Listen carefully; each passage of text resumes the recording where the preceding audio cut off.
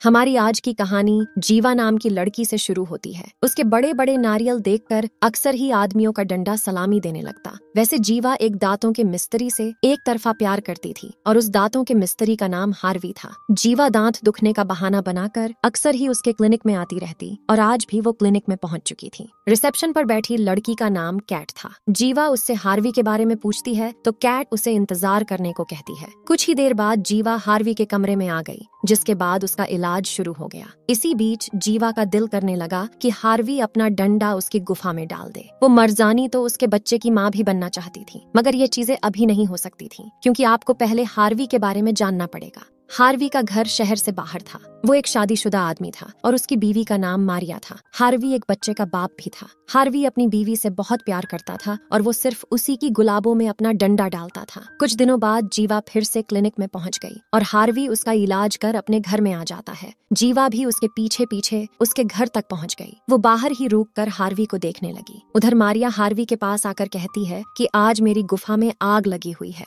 जल्दी जल्दी मुझे अपना डंडा दो। इतना कहकर वो हार्वी के पास गई और उसका डंडा निकालकर उसे चूसने लगी। घर के बाहर खड़ी जीवा सब कुछ देख रही थी। देखते ही देखते घर का माहौल पूरा गर्म हो गया, जिसे देखकर जीवा का गुस्सा 7वें आसमान पर पहुंच गया। थोड़ी ही देर बाद जीवा अपने घर पहुंच चुकी थी। हार्वी का डंडा मारिया के मुंह में देखकर उसका दिमाग पूरा खराब हो गया था। वो हर हाल में हार्वी के नीचे लेटना चाहती थी। कुछ सोचकर वो जल्दी जल्दी एक बक्सा उठाती है और फिर उसमें से एक टूल निकालती है। देखते ही देखते मर्जानी ने अपने मुंह में टूल घुसा लिया। वो इस टूल से अपना दांत खराब करना चाहती थी ताकि वो फिर से हार्वी को मिल सके। थोड़ी ही कोशिशों के बाद जीवा ने अपने मुंह से एक दांत उखाड़ दिया। अब वो फिर से हार्वी के पास जा सकती थी। दूसरी तरफ हार्वी और मारिया डिनर की तैयारी कर रहे थे। मारिया की छोटी बहन कैट भी उनके साथ ही रहती थी और वो हार्वी के क्लिनिक में रिसेप्शन पर बैठती थी। इसी बीच घर का फोन बजता है, जिसे मारिया जल्दी जल्दी उठाती है। फोन के दूसरी तरफ जीवा थी और वो मारिया से कहती है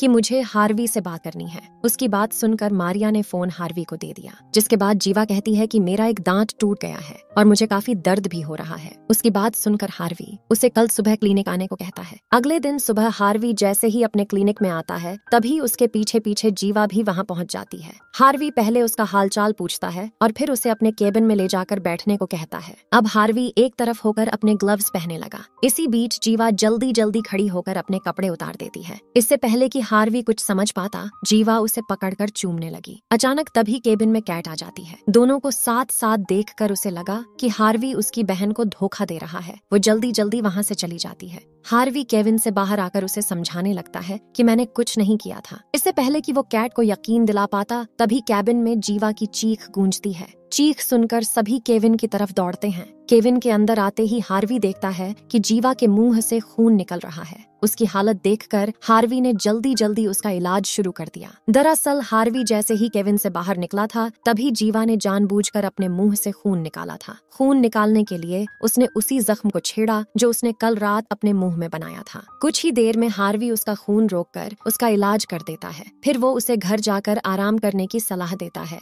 और उसी समय हार्वी को मारिया का फोन आ जाता है। वो जैसे ही फोन पर बात करने लगा तो जीवा जोर से चिल्लाती है कि मेरी गुफा में डंडा डाल भी दो हार्वी। जीवा की बात मारिया ने भी सुन ली, जिस कारण उसे लगा कि हार्वी उसे धोखा दे रहा है। वैसे यह सब जीवा की चाल थी ताकि मारिया और हार्वी के बीच झगड़ा हो जाए। जीवा की बात सुनकर हार्वी भी सब समझ चुका था कि वो उसका घर उजाड़ना चाहती है। उसे जीवा पर अब इतना गुस्सा आता है कि वो उसे क्लिनिक से बाहर निकाल देता है। थोड़ी ही देर बाद हार्वी अपने घर में पहुंच गया और घर आकर अपने बेटे के साथ खेलने लगा। हार्वी और मारिया के बच्चे का नाम जिम्मी था। जिम्मी के जाने के बाद मारिया हार्वी से पूछती है कि वो लड़की कौन थी जो अपनी गुफा में तुम्हारा डंडा लेना चाहती थी। हार्वी उसे बताता है कि उसका नाम जीवा है और वो झूठ बोल रही थी। हार्वी के काफी समझाने पर मारिया ने उसकी बात मान ली। अगले दिन सुबह मारिया और हार्वी घर में ही थे कि तभी उनके घर पर एक आदमी आता है। इस आदमी का नाम सैम था। वो हार्वी को जीवा की तस्वीर दिखाकर कहता है कि मैं इस लड़की के बारे में बात करने आया हूँ। जीवा की तस्वीर देखकर हार्वी उसे अंदर आने देता है,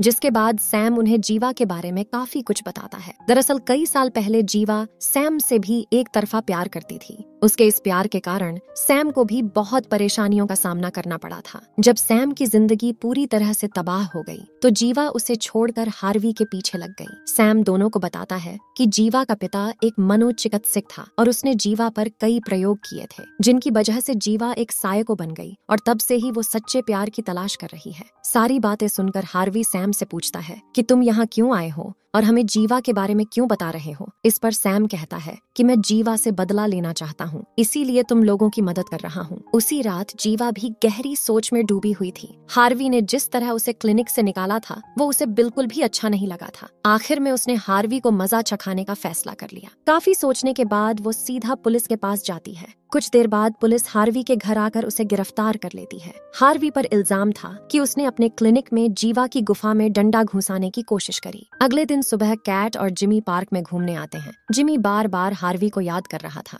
इसीलिए कैट उसे पार्क में लेकर आई थी। दूसरी तरफ हार्वी को जेल में मारिया मिलने आती है। वो इस समय बहुत गुस्से में थी क्योंकि उसे लग रहा था कि हार्वी ने सच में उसे धोखा दिया है। वो हार्वी से कोई रिश्ता नहीं रखना चाहती थी। हार्वी उसे समझाने की बहुत कोशिश करता है कि मेरे डंडे पर सिर्फ तुम्हारा ही नाम लिखा है, ये किसी और की गुफा में नहीं जा सकता। मगर मारिया उसकी कोई भी बात नहीं सुनती और वहाँ से चली जाती है। थोड़ी ही देर बाद मारिया कैट को फोन करती है ताकि वो और जिमी घर लौट आएं। लेकिन कैट अपना फोन गाड़ी में ही भूल गई थी। काफी कोशिशों के बाद भी जब कैट फोन नहीं उठाती तो मारिया भी पार्क में पहुंच जाती है। पार्क में आकर वो कैट और जिमी को काफी खोजती है। उसे जिमी तो कहीं नहीं मिलता, मगर उसे कैट की लाश दिख जाती है। इसके बाद वो सीधा पुलिस के पास जाती है, लेकिन पुलिस को लगता है कि वो अपने पति को बचाने के लिए झूठ बोल रही है। पुलिस को लग रहा था कि कैट को किसी और ने मारा है और उसी ने जिमी को अगवा किया है। अब मारिया सीधा हार्वी के पास पहुंच गई। वो उसे बताती है कि जीवा ने कैट को मार दिया और वो जिमी को अपने साथ ले गई। मारिया की बात बिल्कुल सच थी। कैट को मारने वाली जीवा ही थी और इस समय जिमी उसी के पास था। वह इस समय एक ऐसी जगह पर थी जिसके बारे में कोई नहीं जानता था। दूसरी तरफ हार्वी भी समझ गया था कि जिमी की जान खतरे में है। उसे पता है कि जीवा उसके बेटे को तभी छोड़ेगी जब वो उसके पास जाकर उसकी बात मानेगा। अब हार्वी जिमी को बचाने के लिए जेल से भागने का फैसला करता है। उधर सैम ध्यान से सोच रहा था कि इस समय जीवा कहाँ हो सकती है। वे जीवा की हर चाल को अच्छी तरह से समझता था और काफी सोचने पर उसे अंदाजा हो जाता है कि इस समय वो कहाँ हो सकती है। वे मारिया को फोन कर बताता है कि जीवा इस समय अपनी माँ के घर में होगी। मैं कल ही वहाँ जाकर उसकी माँ का घर चेक करता हूँ। अगले दिन सुबह हार्वी जेल के गार्डन को धोखा देकर उस पर वार कर देता है, जिसके बाद वो वहाँ से भाग गया। उसी समय सैम भी जीवा की माँ के घर में पहुँच जाता है। वह जैसे ही घर में दाखिल होता है तो जीवा उसे चाकू से मार देती है। उधर जेल से भागने के बाद हार्वी जल्दी जल्दी मारिया को फोन करता है। मारिया जैसे ही फोन उठाती है तभी उसके घर में जीवा आ जाती है। वो आते ही मारिया से कहती है कि आज मैं तुम्हें मार दूंगी, फिर हार्वी हमेशा हमेशा के लिए मेरा हो जाएगा।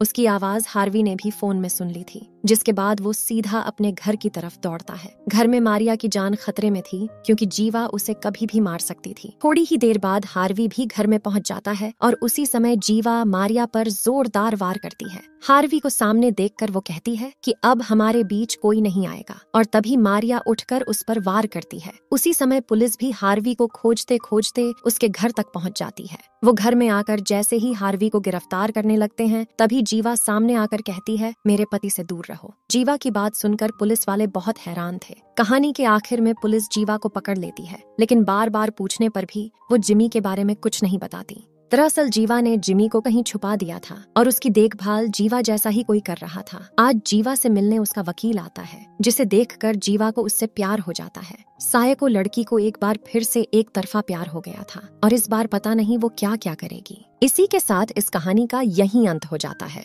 हमारी वीडियो देखने के लिए बहुत बहुत धन्यवाद। अगर आप ऐसी ही वीडियोस के दीवाने हैं तो प्लीज मेरे चैनल को जरूर सब्सक्राइब करें। मिलते हैं अगली वीडियो में, तब तक के लिए नमस्कार।